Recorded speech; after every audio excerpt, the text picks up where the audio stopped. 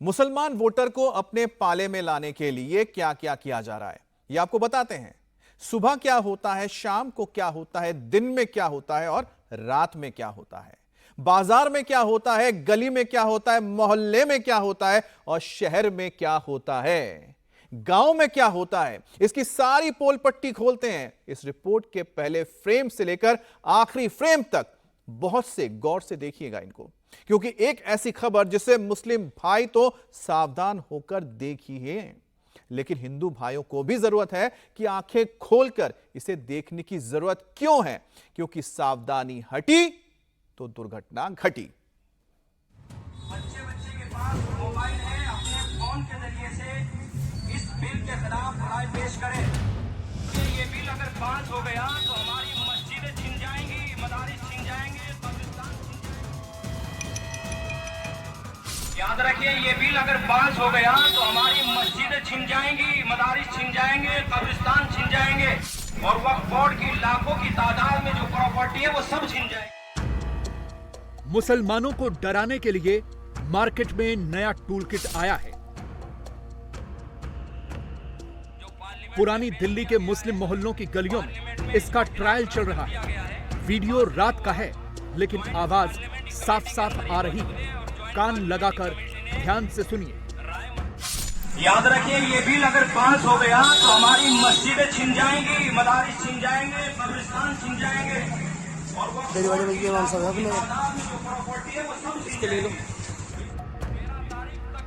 सुना आपने, मुसलमान भाइयों को डराने के लिए, मुसलमान भाइयों को भड़काने के लिए और मुसलमान भाइयों को उकसाने के लिए क्या क्या कहा जा रहा है। मस्जिदें छिन जाएंगी, मदरसे छिन जाएंगे, कब्रिस्तान छिन जाएंगे।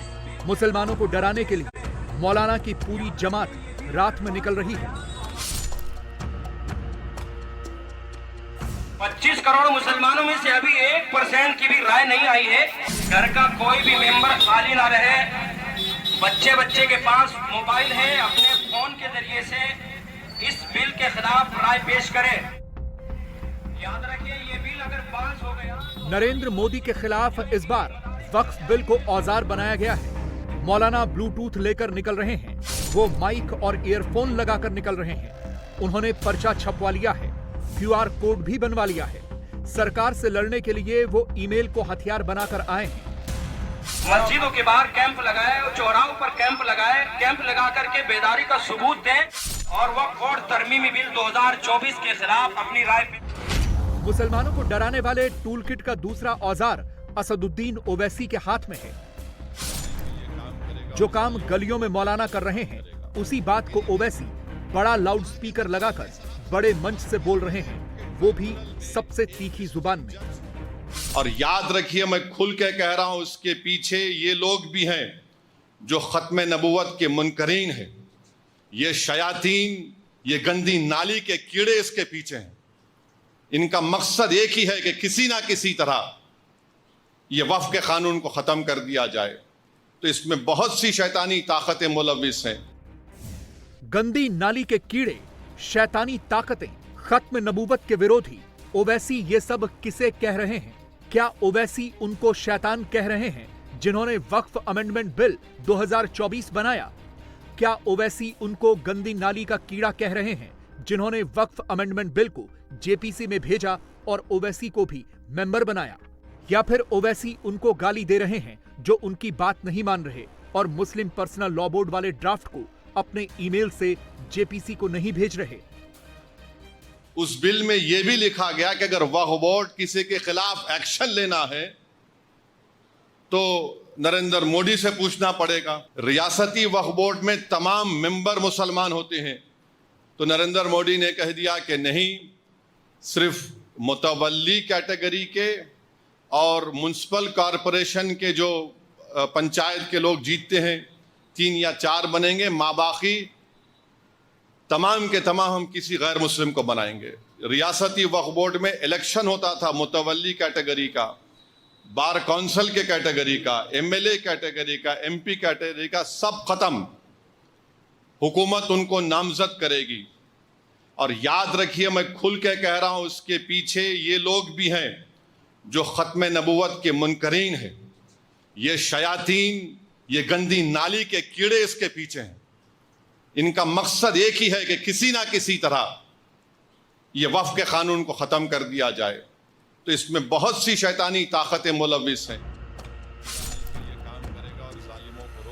गली वाले मौलाना हो या फिर ऑल इंडिया मजलिसे इत्तेहादुल मुस्लिमीन वाले असदुद्दीन ओवैसी, ये जमात अकेली नहीं है। इस जमात के पीछे all India Muslim personal law board की कानूनी ताकत है।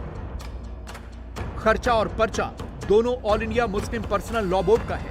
उस पर्चे पर गली गली में चर्चा लोकल मौलाना कर रहे हैं। पुरानी दिल्ली की जिन गलियों में मौलाना रात में माइक लेकर निकल रहे हैं, वहां दिन में QR कोड वाला पर्चा चिपकाया गया। मकसद वही है, मुसलमानों को डराना। इसको लेकर कुछ पोस्टर भी all India Muslim personal law board की तरफ से अपील करते हुए दुकानों के बाहर लगाए गए हैं।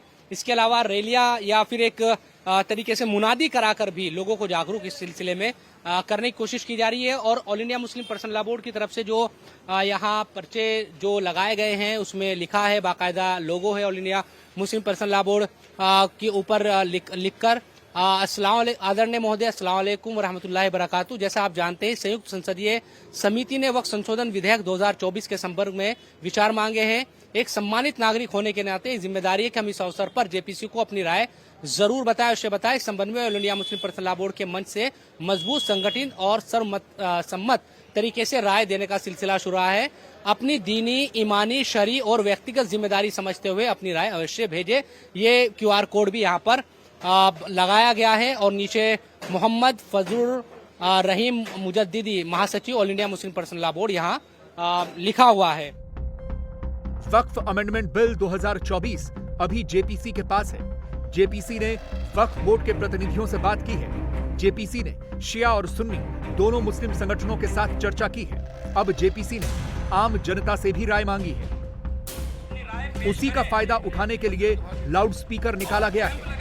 दिल्ली में ट्रायल हुआ है, जल्द ही दूसरे शहरों में प्रैक्टिकल शुरू होगा। क्या आवाज कम होती है ना, शोर ज्यादा है पुरानी दिल्ली में, तो माइक लेके कर रहा है हल्का सा, लोगों को बता रहे हैं। लोगों को बता रहा है। रोजाना ऐसा हो रहा है? रोजाना तो जो है रात को होता है, क्योंकि पब्लिक जो है वो बेचारी काम करने वाली पब्लिक है, तो शाम को इकट्ठी होती है, तो शाम को करते हैं। समझ में क्या है, बस लोगों को पता लग रही है, जिसको पता नहीं है उसको बताया जा रही है। रातों को रैली निकल रही है, बताया जा रहा है वक्फ बोर्ड के लिए, भाई लिंक करो इसको। और ये हमारे चौधरी साहब हैं, ये बताएंगे। जो मसाजिद है, ये कब्रस्तान खानकाह हैं, ये इन चीज़ों के सकनामे ये खिलाफ है ये बिल। जब एक दफ़ा सकनामे बाबा भीमराव अम्बेडकर ने संविधान हमारा बन गया एक दफ़ा, फिर उसके अंदर चेंजिंग क्यों करी जा रही है? ओवैसी क्या कर रहे हैं? ओवैसी शहर शहर घूमकर माहौल बना रहे हैं। रात में हैदराबाद तो दिन में औरंगाबाद। ओवैसी जबरदस्त एक्टिव हैं। हैदराबाद में वो शैतान और गंदी नाली के कीड़े रट रहे हैं। महाराष्ट्र के संभाजीनगर पहुंचते ही ओवैसी ने वक्फ में सीए और एनआरसी घुसा दिया। ओवैसी ये भी कह रहे हैं कि बीजेपी मुसलमानों को शादी करने की आजादी भी नहीं दे रही।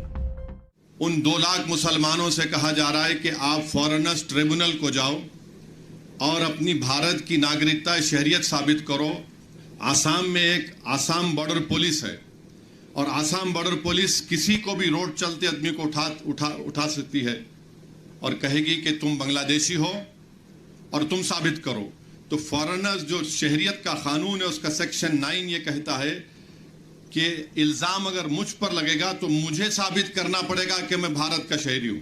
तो ये बताने का मकसद ये कि कानून ये। फिर जहां जहां बीजेपी की सरकार है वहां पर उन्होंने लव जिहाद का कानून बना दिया। जहां जहां बीजेपी की सरकार है वहां पर उन्होंने कह दिया कि हरियाणा में गौ रक्षकों को पैसे दिए जाते, हरियाणा की बीजेपी की सरकार की तरफ से बंदूक के लाइसेंस उनको दिए जाते हैं। और उत्तराखंड में बीजेपी की सरकार है वहां पर यूनिफॉर्म सिविल कोड का कानून बनाती है और वहां पर यह कहा गया कि आप निकाह नहीं कर सकते, स्पेशल मैरिज एक्ट में आप शादी करो। तो निकाह हमारे पास तो शादी निकाह से होती है, गवाह से होती है, मेहर देने से होती है, मगर उत्तराखंड में कुछ और बना दिया गया।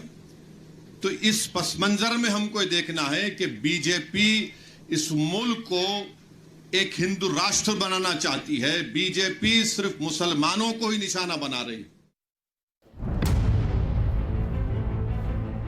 असदुद्दीन ओवैसी वक्फ अमेंडमेंट बिल 2024 पर बनाई गई जेपीसी के मेंबर हैं। असदुद्दीन ओवैसी वक्फ बिल का विरोध कर रही all India Muslim personal law board के मेंबर भी हैं। असदुद्दीन ओवैसी कानून की जानकारी रखने वाले बैरिस्टर भी हैं। ओवैसी चाहते तो मुसलमानों को वक्फ पर सही सही बात बता सकते थे। ओवैसी ईमानदार होते तो वो मुसलमानों को बताते कि देश के 32 वक्फ बोर्ड्स के पास 9,40,000 एकड़ जमीन है। इन 32 वक्फ बोर्ड पर गिनती के 200 लोगों का कब्जा है। वक्फ बोर्ड में करप्शन और केस मुकदमे की शिकायत आम है। वक्फ संपत्तियों से गरीब मुसलमानों की मदद करने का दावा बस दिखावा है। वक्फ संपत्तियों का निजी हित में इस्तेमाल होता है। वक्फ बोर्ड के लोग अतिक्रमण कराकर किराया वसूलते हैं।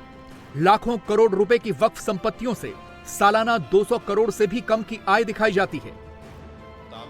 ओवैसी ये सब नहीं कर रहे, वो नरेंद्र मोदी पर निशाना लगा रहे हैं। नरेंद्र मोदी दुनिया का सबसे बड़ा झूठा है और जालिम है। अब ये कह रहे हैं कि जो जायदाद हमारे बुजुर्गों ने, हमारे आबो अजदाद ने अल्लाह के नाम पे वक्फ की, हम आपसे छीन लेंगे, हम आपसे छीन लेंगे। गवर्नमेंट ने नहीं दिया हमको, ना कांग्रेस की सरकार ने, ना जनता की सरकार ने, ना यूनाइटेड फ्रंट की सरकार ने, ना एनडीए की सरकार ने, ना यूपीए की सरकार ने, नेहरू से लेकर मोदी तक किसी वजीर आजम ने हमको वक्फ की जायदाद नहीं दी। हमारी प्रॉपर्टी है, मुसलमानों की प्रॉपर्टी है। अल्लाह के नाम पर जो वक्फ कर देगा, इसका मालिक अल्लाह है, उसको मोदी छीनना चाहते। 4 साल पहले यही ओवैसी मुसलमानों को बताते थे कि सीए आ गया तो मोदी मुसलमानों की नागरिकता छीन लेंगे। सीए आ गया तो मोदी मुसलमानों को डिटेंशन कैंप में डाल देंगे। सीए आ गया तो मुसलमान 2ym दर्जे के नागरिक रह जाएंगे। सीए आ गया तो 20 करोड़ मुसलमानों से कागज मांगा जाएगा। 4 साल बाद ओवैसी मुसलमानों को समझा रहे हैं कि वक्फ बिल के जरिए मोदी मुसलमानों की जमीन छीन लेंगे। वक्फ बिल के जरिए मोदी मुसलमानों की मस्जिद छीन लेंगे। वक्फ बिल के जरिए मोदी मुसलमानों के मदरसे छीन लेंगे और वक्फ बिल के जरिए मोदी मुसलमानों की पुश्तैनी जायदाद भी छीन लेंगे। कलेक्टर जिस तरह चाहे उसका इंक्वायरी का तरीकेकार अपनाएंगे। बाप की जागीर है कलेक्टर की कि जो चाहे तरीकेकार अपनाएंगे। और फिर दूसरा उसमें सुनिए, दूसरा उसमें बोलते कि कोई टाइम लिमिट नहीं, कलेक्टर साहब जब दिल में आया इंक्वायरी करेंगे, जब दिल में आया नहीं करेंगे। और तरफे तमाशा यह है कि जब तक कलेक्टर की इंक्वायरी मुकम्मल नहीं होती वो जायदाद वक्फ की नहीं रहेंगी। यानी मेरी मस्जिद है और मस्जिद को कलेक्टर बोलेगा मैं इंक्वायरी कर रहा हूं, तुम्हारे खिलाफ कंप्लेंट आई, तुम नमाज नहीं पढ़ना, तुम्हारी दरगाह है तुम फातिहा नहीं करना, तुम्हारा मदरसा है तुम नहीं तालीम दिलाना, मैं इंक्वायरी कर रहा हूं। अब इंक्वायरी सुबह क़यामत तक चलेगी, आप तो महरूम हो गए। आर्कियोलॉजिकल सर्वे ऑफ इंडिया आसार खदीमा में दिल्ली में 172 प्रॉपर्टीज पर आसार खदीमा कब्जा करके बैठा है। जैसा यह कानून बनेगा उसमें कब्रस्तान भी है, उसमें मस्जिद भी है, ईदगाह भी है, जमीनात है। ऐसा ही बोलेगा हम मालिक तुम आउट। दरअसल किसी भी मुसलमान से कुछ भी छीना नहीं जा रहा। अभी तो यह बिल पार्लियामेंट में भी नहीं आया है। अभी तो जेपीसी ने अपनी रिपोर्ट भी तैयार नहीं की है। रिपोर्ट तैयार होगी तो मेंबर के तौर पर उसे ओवैसी भी देखेंगे, लेकिन मोदी पर निशाना लगाना है, इसलिए वक्फ का बहाना है। वक्फ अमेंडमेंट बिल का विरोध करने वाला सबसे बड़ा मंच है all India Muslim personal law board. भारतीय मुसलमानों की नुमाइंदगी का दावा करने वाले इस संगठन के बारे में भी 2-4 मोटी मोटी बातें जान लीजिए। All India Muslim personal law board कोई सरकारी संगठन नहीं है। All India Muslim personal law board गैर सरकारी संगठन है। इसका गठन इंदिरा गांधी के समय 1972 में हुआ था। इसे मुस्लिम धर्मगुरुओं ने बनाया, जिसका इकलौता मकसद शरीयत कानूनों की हिफाजत करना है। All India Muslim personal law board में सिर्फ अशराफ यानी अगड़े मुसलमान हैं। पिछड़े या दलित मुसलमानों की पर्सनल लॉ बोर्ड में कोई नुमाइंदगी नहीं है। इसके बावजूद पर्सनल लॉ बोर्ड कहता है कि वो देश भर के 20 करोड़ मुसलमानों का नुमाइंदा है। लीडर और मेंबर ऑफ पार्लियामेंट के तौर पर असदुद्दीन ओवैसी मुस्लिम पर्सनल लॉ बोर्ड के सबसे विजिबल मेंबर हैं। पर्सनल लॉ बोर्ड के प्रेसिडेंट खालिद सैफुल्लाह रहमानी को वक्फ अमेंडमेंट बिल के खिलाफ तकरीर करनी हुई तो उनको भी ओवैसी ने ही अपना मंच दिया। इस कानून को बदलने की कोशिश की जा रही है, और बदलना क्या, औकाफ की अमलाक को हड़पने की कोशिश की जा रही है। अगर वक्फ का ये कानून मंजूर हो गया, खुदा न खास्ता, तो ये मिल्लत इस्लामिया के लिए बहुत ही नुकसानदेह होगा, और इस मुल्क के दस्तूर के लिए भी वो एक स्याह दिन होगा। 2013 के कानून में वक्फ बजरिए इस्तेमाल की शिक रखी गई। अगर कोई चीज किसी खास हैसियत से इस्तेमाल हो रही है तो उसकी उस हैसियत को तस्लीम किया जाएगा। कोई चीज मस्जिद के तौर पर इस्तेमाल हो रही है, कब्रिस्तान के तौर पर इस्तेमाल हो रही है, दरगाह के तौर पर इस्तेमाल हो रही है, उसको उसी हैसियत से वक्फ माना जाएगा। अब इस कानून के तहत गवर्नमेंट आपसे डॉक्यूमेंट मांग सकती है, आप इसका दस्तावेज दीजिए, आप इसका सबूत दीजिए, किसने वक्फ किया, कब वक्फ किया गया। तो आपने सुना कि किस तरह से वक्फ बोर्ड में और किस तरह से इसके बिल को लेकर इस वक्त मुस्लिम समुदाय के अंदर चर्चा चल रही है। लेकिन आप सोचिए कि ऐसा कानून है जिस कानून से अगर आपको कोई शिकायत है तो आप देश के किसी कोर्ट में भी उसके खिलाफ अपील नहीं कर सकते हैं।